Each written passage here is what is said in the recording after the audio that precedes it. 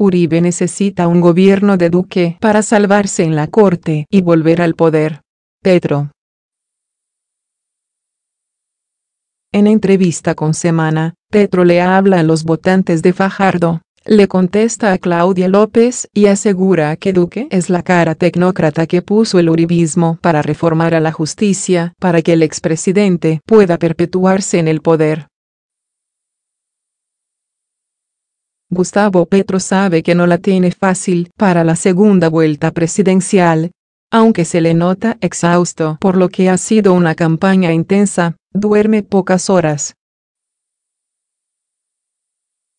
Fue tanto el trajín de la campaña y de la plaza pública, que nunca creyó que Sergio Fajardo le fuera a recortar tanta distancia en la intención de votos. Mientras la senadora Claudia López le lanzaba dardos en redes sociales, Petro se concentraba en las calles y en otros oponentes. Germán Vargas e Iván Duque, esos a quienes considera representantes de la misma oligarquía que ha gobernado hace un siglo a Colombia. Pero Fajardo se le creció y estuvo muy cerca de quitarle el puesto en la cita final. Petro ha tenido tiempo de procesarlo, de autocriticar su estrategia de campaña y de prepararse para lo que viene. Esto fue lo que le dijo a Semana. Semana. ¿Qué mensaje le daría a los votantes de Sergio Fajardo? Unos han dicho que se irán por Duque, otros votarán en blanco, otros lo apoyarán a usted. Gustavo Petro.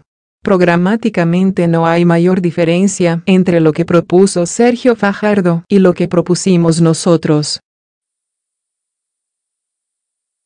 Temas como la lucha contra la corrupción es común. En las últimas décadas me he dedicado a eso, a riesgo de perder la vida. Usé el voto popular que me dieron para el Congreso de la República para hacer de allí una tribuna de denuncias concretas, no simplemente retóricas que dieron al traste con una estrategia bastante tenebrosa que era la parapolítica.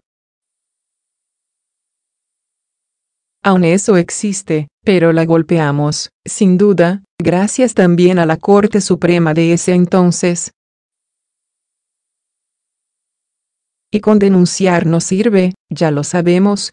Hay que transformar el tipo de poder y de gobierno en Colombia, y de eso se tratan estas elecciones. Otro tema fundamental que yo pude observar en los énfasis de Fajardo es la educación. La educación hay que mirarla en varios niveles. La primera es la que tiene que ver con el cuidado de la primera infancia. Nosotros queremos profesionalizarla, tenemos una experiencia alrededor del tema, a través de las ejecutorias que hicimos aquí en Bogotá. En cuanto a la educación media, estamos proponiendo un cambio en el pensum jalonado hacia la idea de educar a la sociedad en el trabajo en equipo y en red.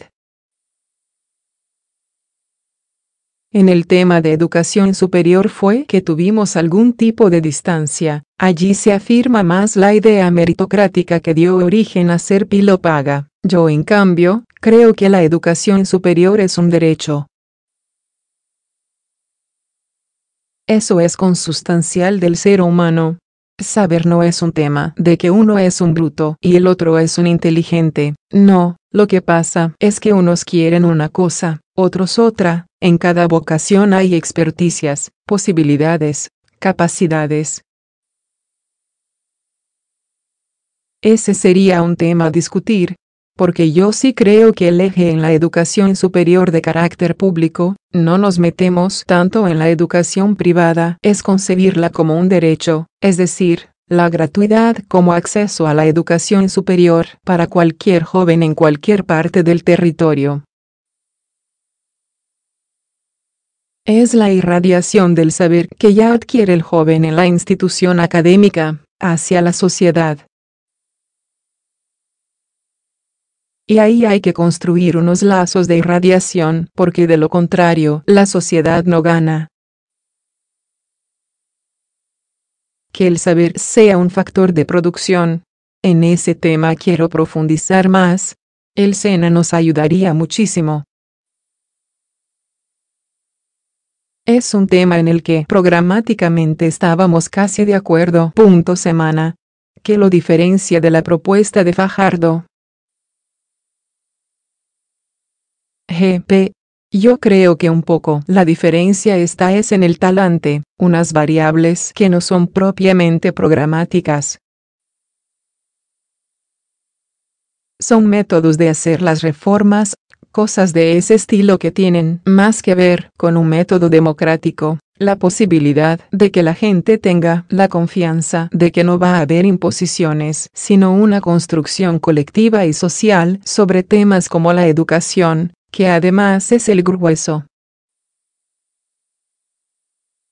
Yo creo que en ese tema es donde debemos llegar a un acuerdo. El talante del gobierno debe ser dialogante y consensual al máximo posible.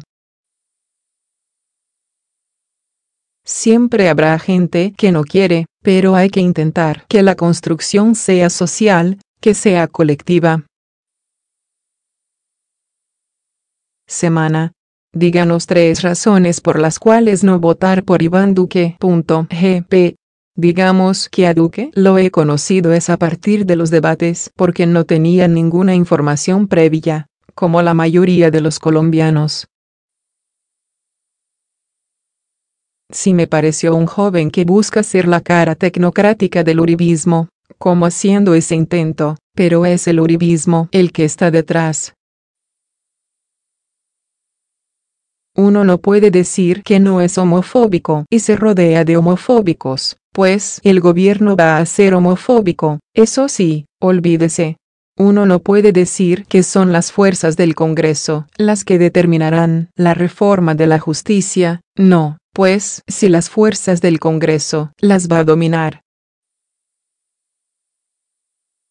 Apenas el pedazo del Partido Liberal, de la UO Cambio Radical, pasen, ya manejará y controlará el Congreso. No es que la reforma a la justicia va a ser democrática. Todos sabemos que lo que buscan es la impunidad, porque los criminales no son solamente los de las FARC, que es lo que han tratado de vender, sino que también son los que ejercieron el poder. Son criminales en Hidroituango, son criminales en la parapolítica, son criminales en los falsos positivos, que es más reciente. Y entonces lo que quieren es que la justicia no investigue eso. Por eso la lucha contra la justicia especial para la paz, porque es la que tiene en sus manos la posibilidad de saber la verdad. No de castigar, porque yo estoy convencido de que la justicia no es un instrumento de venganza, sino de reconciliación, pero esa es la realidad. Semana. Y si eso lo saben, ¿por qué ese apoyo mayoritario? Cerrar interrogación. GP. Ahora, los colombianos que votan por ellos saben eso, no están engañados. Habrá uno que otro, pero el grueso de 7 millones de habitantes que votaron por Duque saben que son los falsos positivos, saben que es la parapolítica, saben que es la corrupción de Hidroituango, saben de Odebrecht, total, pero los prefieren. Es decir, siempre habrá quien escriba estas páginas de la historia. ¿Por qué prefieren eso a intentar cambiar el miedo? Por odio y por miedo. En unos el odio y en otros el miedo. El miedo entonces porque es mejor ser amigo del victimario, el miedo al cambio porque éste puede traer supuestamente cosas peores. ¿Qué cosas peores puede haber en Colombia que eso? Si es que hemos llegado al fondo de la corrupción y del genocidio. Todo lo que puede suceder en Colombia sería una construcción mejor. En Colombia estamos en condiciones de vida muy malas desde el punto de vista de desigualdad, de oportunidades. Nuestro modelo de salud tampoco funciona, nuestra educación excluye a la mayoría de la juventud. Así no se hace nación, así no se hace paz, así no se hace democracia, y perseverar en ese camino que ya llevamos de metástasis de la corrupción, de estas maquinarias sanguinolentas, es un suicidio social. Semana. Claudia López le dedicó muchos trinos en esta campaña y creo que usted nunca se los contestó. Ella le decía castrochavista y lo cuestionaba por Venezuela. ¿Qué le diría hoy a ella? GP. Pues yo entiendo la estrategia. Yo no puedo criticar a una campaña porque tiene una estrategia. Más bien critico la mía porque no nos dimos cuenta del ascenso de Fajardo. Nosotros estábamos en el 30%. La verdad entramos a la segunda vuelta con una derrota porque eso nos hizo daño. Yo nunca puse en cuestión que entrábamos, pero ellos sí. Esa era su estrategia, ver cómo me pasaban. No era cómo derrotaban a Duque, sino ver cómo me pasaban y tenían su razón. Veían una segunda fase de enfrentamiento ya con Duque. No fue así y entonces terminé con una ala medio rota, pero no dejé que esa estrategia me ganara de rencores porque la entendí. Semana. Se contenía a veces cerrar interrogación. GP. Sí, claro. Lo entendí más bien como una autocrítica nuestra porque no detuvimos eso a tiempo, se hubiera podido contener sin necesidad de entrar en el conflicto. Porque es finalmente hablarle a una sociedad que también quiere el cambio y coincide con nosotros en temas fundamentales, pero que no quieren a Petro porque es mucho más centralón y frentero, entonces eso puede dar miedo. El otro no. El otro tiene otro estilo, otro talante, y es que así es la gente. La gente tiene sus talantes y ninguno es mejor que otro. Semana. Pero ahora que cerrar interrogación. GP. Ahora se trata es de ver cómo todos esos talantes funcionan juntos. Colombia tiene un problema grave del trabajo en equipo y eso no es de la izquierda, o de los verdes, o de nosotros, o de la derecha, eso es en todas partes. Ellos hicieron un esfuerzo de coalición y yo hice otro. Nosotros queríamos que entrara de una coalición más amplia. De haber sido así, creo que tendríamos la presidencia ya en la mano, asegurada. Es más, yo creo que hubiéramos podido sacar el 50+1 en primera vuelta, entonces esto ya se hubiera resuelto. Y no hubiera sido yo el candidato, fíjese. A la postre, si uno mira, hubiera sido Humberto de la Calle o hubiera sido Sergio, pero no sé, esa incapacidad de trabajo en equipo no permitió la confluencia a tiempo. Ahora vuelve a saltar el tema, yo quiero trabajar en equipo en el gobierno de la Colombia humana.